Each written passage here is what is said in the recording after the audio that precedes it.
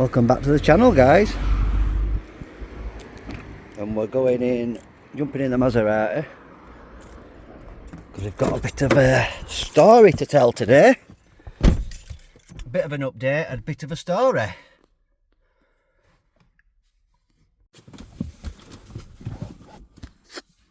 So guys, how's it going? How's your weekend been? Hopefully better than mine.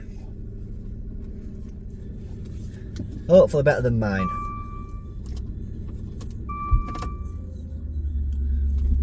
So, where does this story begin? If you remember one of the videos last week, we went to go pick a Golf up from Scotland, and we delivered a Seat Ibiza on the way up to Scotland, which were fair way from our base. It was probably like 3 hours away. So we dropped it off. We're on the way, so it wasn't too bad. So what basically, guys, when we sell a car, we offer free delivery, and that covers basically all of the UK, because we're confident when we sell the cars that they're not going to come back. And we're confident because two things: we go through the cars completely, and number two, if there is any issues, we pay for it sorting. It's not a quibble about it. We just pay for them sorting. So we're confident cars never come back. Never, very rarely does a car come back. I'll give you an example. About 3 weeks ago, we sold a 10 plate Ibiza Cupra with the DSG gearbox, and he took it away. I'd driven the car, it seemed to drive fine, but a nice young chap from local to us bought it with his dad. And anyway, he texted me that, I think it was that day or next day, and he said it was slipping in 5th and 6th gear. I thought, well, I know mechatronics can be issues on them, so that was my first thought. And I thought, well, it's not going to be cheap, so I sent it to I said take it to a specialist, sorry, and he took it to a specialist, took it to two, and they both said it's a clutch. But to give you an indication, guys, a clutch on one of them fitted is £900. £900. Now the car were only a smidgen over £3,000. Now most dealers would have just taken the car back probably, and it would have been probably, maybe wouldn't have been the best thing to do, because I probably could have resold that car and got more money for it with a new clutch in. Probably would have been worth more, but the guy really wanted it, and it wouldn't really be fair to do that. So we stood on with a £900 repair bill for it on a £3,000 car. You know, that's how much we stand with us cars. You know, not many places do that. Would do that, not even consider it. So, but that's how much we stand with us cars. So we dropped the Ibiza off, and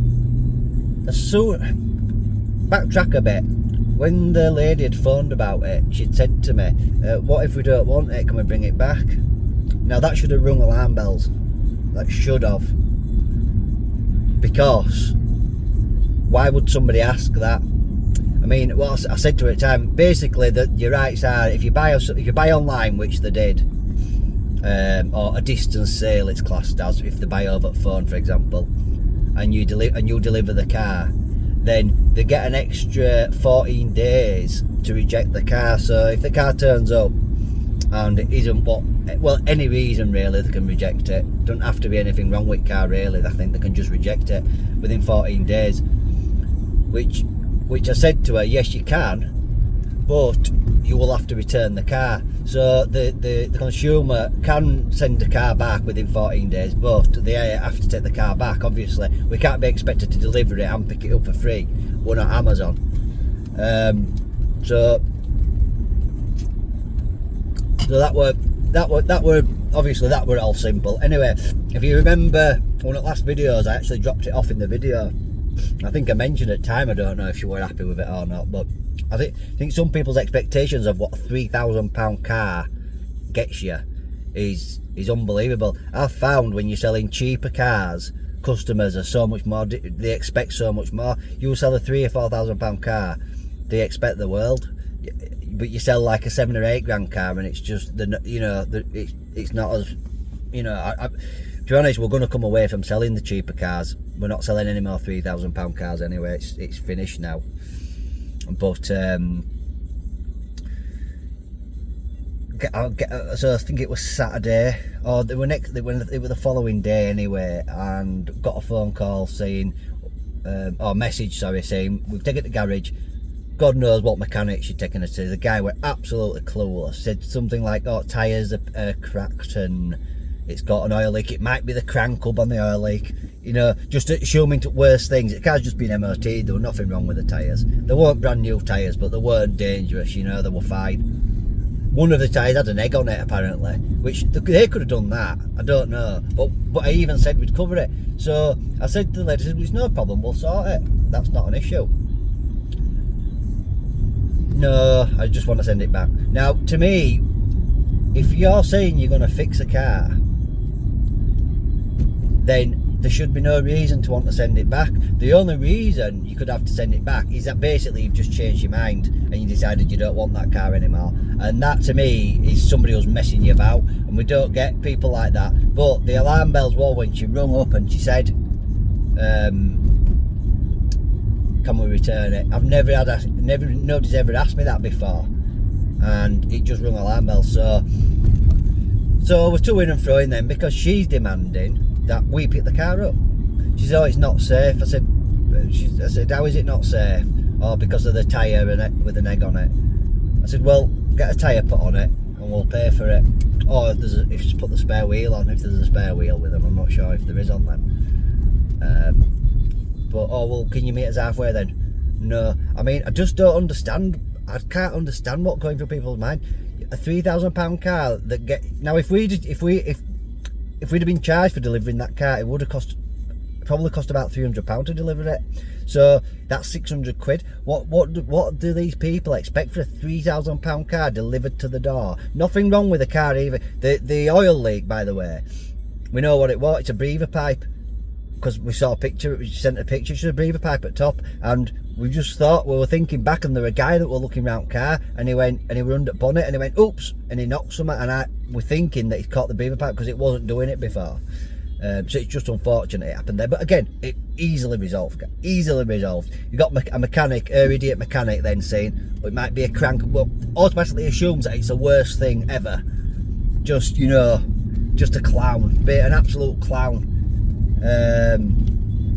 So there we are with that one. So I just said, well, look, if the options are, oh sorry, then she rung consumer advice and they told her, oh, you have to pick it up. I told her, we definitely don't have to pick it up. I said, it's not a car. I can't believe that she phoned them. I don't think because they wouldn't have given her that advice, because with a car it's different.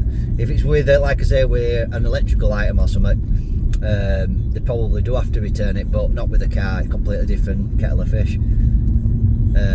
But I just thought, who are these people? I won't mind, guys, that car's a cracking car, really is. It probably, if we hung out, we'd probably got 3.5 for it. We probably would have done, because it was that deep. Don't be wrong, it's not min, it's a 13 reg Ibiza on 85,000 mile. It's not perfect, but this is what I'm saying. You sell the cheaper end cars at £3,000 and they just expect the world. It's just frustrating, to be honest. So anyway, I think now she's accepted the fact that she's going to have to bring it back. So I've just said, she said, well, how quickly do I need to bring it back? I said, listen, I'm not, she's being funny with us, but I'm not going to be funny with her. I mean, I am picking a car up, I'm just not doing it. It's a principle of it, and I'm not doing it. Because I think she's just doing it. There's nothing wrong with that car. I know they're in, nothing that we can £100 won't sort out. So there's no reason for her to reject that car other than she's changed her mind, and that to me, that's messing someone about then. So I've told her basically, you know, no rush, as long as it's back with it next 10 days, there's no rush, you know, really, towards as such, I suppose, but I just tried to keep it amicable, but that's just, you know, fortunately guys, we don't get a lot of that, but it's things like this that mess it up for proper consumers, because we could then think, oh, we can't really be doing these free deliveries, because you only need a few customers like her, and you know, making it difficult for you. It's not that we would have had to pick it up, because I knew we didn't have to, but you only need customers like her, and you know, it just leaves a sour taste in your mouth, doesn't it? But anyway guys, that was that. So yeah, I wasn't best pleased about that one, to be honest with you. I really wasn't. But anyway, onwards now. Just after the unit, we had an issue with the Skoda Rapide. It was shaking when you went into third gear. It was shaking. We thought it was clutch. We put a brand new clutch, one knackered. We put a brand new clutch in it. It didn't solve it. Anyway, it looked like it was an injector, but it wasn't bringing the fault code up as an injector. It wasn't bringing any fault code up. Guys think they've sussed it now. They've put another injector in and they said it's running all right. So I'm going to go, you can come with me, we'll give it a test. The Golf, which you joined us to pick up, we've got the bumpers repaired and the doors repaired, and the wheel guy's there. I just need to get another wheel for that, but we'll have a look at that as well while we're there. We're not far off now. Join back up with you when I get there. Oh guys, bit of an update on this one. If you remember, it wouldn't go into gear, this one. There's a company in London that rebuild the actuators. It came up as an actuator fault, which controls the gearbox, because it's an automatic, this one. Well, they're actually a manual gearbox with just like a robotised manual gearbox. It's the same one basically out of Alphas and stuff like that, but they're actually, when they're working, they're pretty good. So anyway, we sent it off. They're going to test it, and then if it's I think they charge 50 quid for testing it, and then maybe 70 quid to fix it or something. But the thing is, if with these to get a used one, the 250 quid, and then the decoding, and you know, just never ended. So anyway, this one's up for sale. Cheap car, this. £4 grand, and it's a new shape one. Sorry, when I say new shape, I mean it's a facelift version. It's an absolute lovely car. It's done. It's the 1 litre MPI, and it's done. What's it done? 160,000, I think. It's got a tiny little dent there. I don't know if you can even see it. Tiniest little dent. We've just put a new clutch in it, and it drives absolutely lovely. It's a cracking car. I don't know if you can see it, and it's really high spec. It's got cruise control. It's got a reverse camera. It's got parking sensors front and rear. These are like unheard of things on a camera there. Look, these are unheard of sort of extras on a Polo. And this one we sold has come back in.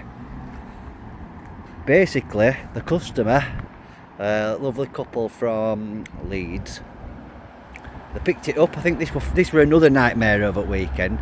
They picked it up. They got 2 mile away. It started misfiring. We're going really slow. Anyway, so they were obviously they were not very happy about it. Obviously I wasn't either, but we have had this happen with these 1.2s before. Another car did it, and it ended up being the spark plugs. So we're going to take that for a test drive now and see if that's resolved it. As for other cars, that's obviously my car. They're just workers' cars. That Beetle's for sale, that's a stunner. We've got a few cars inside as well, but anyway, let's go take this for a drive, see if we've fixed it. You know, these Polos, if you're wanting a little cheap runabout, or a first car for a kid, honestly, you can't go wrong. We don't really have any problems with them. I know that's a bit of an ironic thing to say, considering this has come back in, but it didn't leave them stranded. It didn't leave them stranded. It was misfiring. If you turned it off and back on, it were all right. It basically did it at sort of 40 mile an hour. So I'm going to go take it for a little drive now and see if it does it again. It's got new spark plugs in now. We also looked at the brakes because the brake pedal just seemed too spongy. Feels a bit better. Feels a lot better now. So anyway, I'm going to take it for a little drive, guys. I don't know if you can film it because I've got no stand in this car, unfortunately. I'll see what I can do. That was a quick test drive, guys. Yeah, I think engine's probably alright now, spark plugs, but the brakes are no better. Test drive number 2 done. This is another stunning car, guys. 53,000 mile, Skoda Rapide, needs a clean. Just had a new clutch on it, new injector. 53,000 mile, I think I just repeated myself.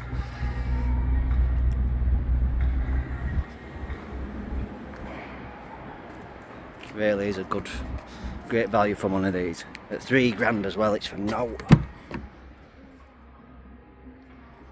A bit of a knocking noise on front we're going to have to take a look at, but other than that, belted.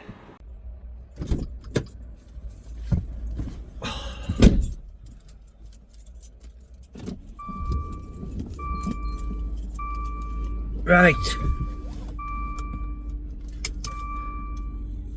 That's my duties done for this afternoon. Oh God, it's cold. Even with turtleneck.